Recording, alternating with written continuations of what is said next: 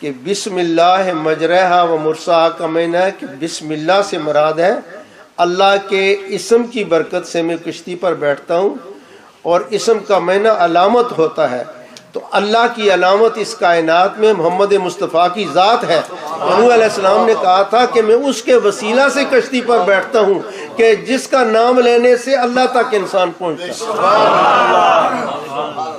یہ میرا آواز نہیں، یہ احمد رضا کا آواز ہے۔ یہ امام احمد رضا جو سنیوں کے امام ہیں، یہ وہ کہتے ہیں کہ اسم اللہ اسم کا معنی سمون سے نکلے تب بھی ہر لحاظ سے علامت اور علم بنتا ہے، تو بسم اللہ کا معنی اللہ کا علم اور اللہ کی علامت، اور اللہ کی علامت اس کائنات میں محمد مصطفیٰ کی ذات ہے۔ اللہ نے فرمایا نوح بسم اللہ جب تو کہے گا تو تو میرے محمد کا گویا تو نے نام لیا، اس کا جب نام لے گا تو تیری کشتی کا بیڑا پار ہو جائے گا۔ لیکن وہ نوح علیہ السلام تھے کہ اپنی کشتی لے کے چلے، گو آدم ثانی نوح ہوئے۔ ہمارے ایک استاد تھے، پنجابی شعر پڑھتے تھے، گو آدم ثانی نوح ہوئے بر اپنی ہی کشتی لے کے چلے، کونین دا بیڑا جز تیرے کوئی پار لگانا کیا جاتا۔ اگر نام محمد را نیا ورد شفیع آدم، نہ آدم یافتے توبہ نہ نوح از غرق نجا نا۔ آدم کی توبہ قبول ہوئی تو میرے مصطفیٰ کے وسیلہ سے، نوح علیہ السلام کی توبہ قبول ہوئی اور کشتی پار لگی تو مصطفیٰ کے وسیلہ سے۔ اور ایوب علیہ السلام جب روتے رہے بیماری میں تو آخری حکم آیا کہ ایوب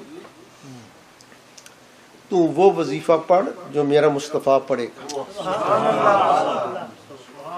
عرض کیا یا الہی وہ کیا پڑھے گا؟ فرمایا وہ اپنی امت کو یا ارحم الراحمین کا وظیفہ سکھائے گا۔ حدیث شریف میں ہے کہ جب انسان یا ارحم الراحمین پڑھتا ہے پہلی دفعہ تو فرشتہ آ کر سر پر کھڑا ہو جاتا ہے، دوسری دفعہ یا ارحم الراحمین پڑھتا ہے تو فرشتہ کہتا ہے مانگ کیا مانگتا ہے، اور تیسری دفعہ جب یا ارحم الراحمین کہتا ہے تو فرشتہ کہتا ہے کہ اللہ نے اب تیری ہر دعا سن لی، اب جو مانگے گا قبول ہوگا۔ اس لیے یا ارحم الراحمین جو ہے اس کو اعلیٰ حضرت نے اسم اعظم لکھا ہے۔ تو مولانا جامی فرماتے کہ نہ ایوب از بلا راحت، نہ یوسف حشمت و جاہت، نہ موسیٰ نہ عیسیٰ مسیحا دم، نہ موسیٰ ید بیض۔ نہ ایوب علیہ السلام کو بلا سے راحت مل سکتی تھی اور نہ یوسف علیہ السلام کو مصر کا تاج مل سکتا تھا۔ نہ ایوب از بلا راحت، نہ یوسف حشمت و جاہت، نہ عیسیٰ مسیحا دم، نہ موسیٰ ید بیض۔ اور نہ عیسیٰ علیہ السلام کی پھونک میں یہ تاثیر ہو سکتی تھی اور نہ موسیٰ علیہ السلام کے عصا میں یہ تاثیر ہو سکتی تھی۔ عیسیٰ نے بھی کملی والے کا نام لیا، موسیٰ نے بھی کملی والے کا نام لیا۔ ایک نے کملی والے کا نام لیا تو مردے زندہ کر دیا، دوسرے نے کملی والے کا نام لیا تو عصائے موسیٰ بن گیا۔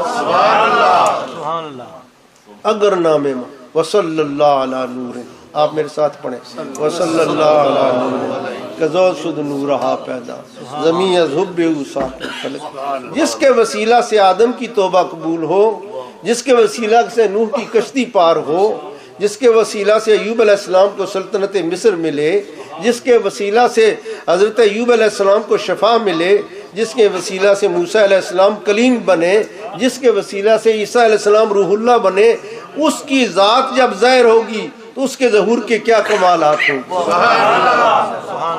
نعرہ تکبیر، نعرہ رسالت، نعرہ حیدری، جشن عید میلاد النبی۔ اور اب یہاں ایک بات ضروری ہے کہ بہت بڑا پروپیگنڈا ہے، اب اگر عالم اس کا جواب نہیں دیں گے تو اور جیل تو نہیں دے سکتے۔ پروپیگنڈا یہ ہے کہ میلاد میں جو سنی مولوی تقریریں کرتے ہیں نا، یہ موضوع اور گڑی ہوئی روایتیں بیان کرتے ہیں، اور یہ صحیح روایتیں بیان نہیں کرتے۔ میلاد شریف کے رات کو حضرت بی بی آمنہ کی حمل کی حالت میں اور ان کی ولادت کے بعد کوئی معجزہ ظاہر ہی نہیں ہوا، یہ سب سنیوں کی گڑی ہوئی بات ہے۔ اس لیے یہ بات سمجھنی ضروری ہے کہ آج سے 500 سال پہلے جناب مولانا شاہ عبد الحق محدث دہلوی رحمۃ اللہ علیہ نے ایک کتاب لکھی تھی عربی زبان میں جس کا نام ہے ما ثبت بالسنہ۔ کیا نام ہے؟ ما ثبت بالسنہ فی ایام السنہ۔ اس کا مطلب یہ ہے کہ سال کے 12 مہینوں میں ہر مہینے میں اللہ تعالیٰ کی جو شانیں ہر مہینے میں ظاہر ہوتی ہیں ان کا بیان کیا گیا ہے۔ اب وہ کتاب کراچی میں دیوبندی حضرات کے دارالاشاعت نے شائع کی، اور اس عربی کتاب کا ترجمہ بھی دیوبندی دوستوں نے کیا، اور پھر جب ترجمہ ہو گیا تو وہ مفتی محمد شفیع صاحب دیوبندی جو دیوبند کے سب سے بڑے مفتی تھے ان کی خدمت میں حاضر ہوئے کہ شیخ عبد الحق محدث دہلوی رحمۃ اللہ علیہ کی کتاب ما ثبت بالسنہ کا ہم نے ترجمہ کیا، آپ ملاحظہ فرمائیں اور تصدیق لکھیں۔ تو مفتی صاحب جو تقی عثمانی اور ذکی عثمانی کے والد تھے، مفتی اعظم دیوبند، انہوں نے تصدیق یہ لکھی کہ اس کتاب میں جتنی روایتیں جتنی حدیثیں شاہ عبد الحق محدث دہلوی نے روایت کی ہیں وہ ساری صحیح ہیں، اور شاہ عبد الحق محدث دہلوی کا نام اس کی کتاب کے مستند ہونے کے لیے کافی ہے۔ سبحان اللہ، سبحان اللہ۔ کتاب میں ساتھ لے ہوں، شاید گاڑی میں پڑی ہوگی یا موجود ہے، اپنے آپ صاحب کے پاس موجود ہوگی۔ تو مفتی صاحب نے تصدیق کی کہ یہ کتاب صحیح ہے۔ شاہ عبد الحق محدث دہلوی کون تھے؟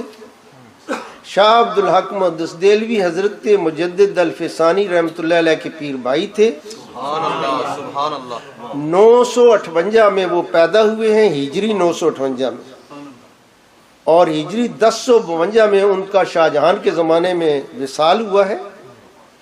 اور ان کی شان یہ ہے کہ 3 سال عرب میں رہنے کے بعد ان کے استاد مولانا عبد الوہاب علی متقی نے فرمایا کہ آپ واپس ہندوستان جائیں، تو انہوں نے انکار کر دیا۔ شاہ عبد الحق محدث دہلوی نے کہا کہ میں تو اپنے آقا کے در پر لیٹا ہوا ہوں، بیٹھا ہوا ہوں۔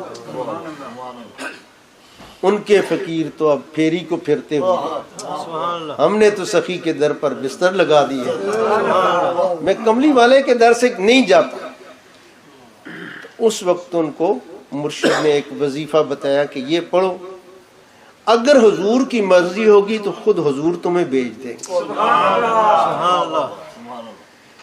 تو انہوں نے جب وظیفہ پڑھا تو خواب میں سرکار کی زیارت، سرکار نے فرمایا کہ اے عبد الحق، تو نے ہندوستان میں جا کر میری حدیث کا علم پھیلانا، اور تو نے ہندوستان میں جا کر جو فقیر ہیں بدتی میری سنت کے خلاف ان کا بیڑا غرق کرنا ہے۔ یہ جو کلندر بنے ہوئے ہیں، یہ جو مچھندر بنے ہوئے ہیں، نہ داڑھی ہے نہ مونچھ ہے، سگریٹ کے اور چرس کے اور بنگے کے رات دن سوٹے لگاتے ہیں، ان سب کا بیڑا غرق کرنا ہے۔ شیخ عبد الحق دہلوی رحمۃ اللہ علیہ فرماتے ہیں کہ سرکار کے حکم سے میں ہندوستان آیا،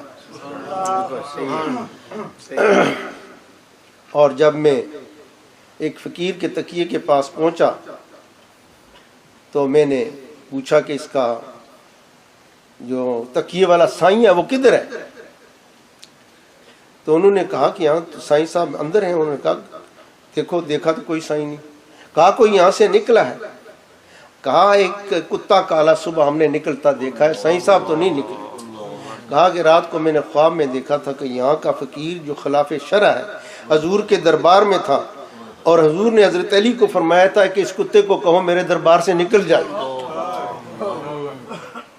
تو کہا کہ تمہارا جو سائیں تھا وہ کتا بن کر نکلا ہے حضور کے حکم سے۔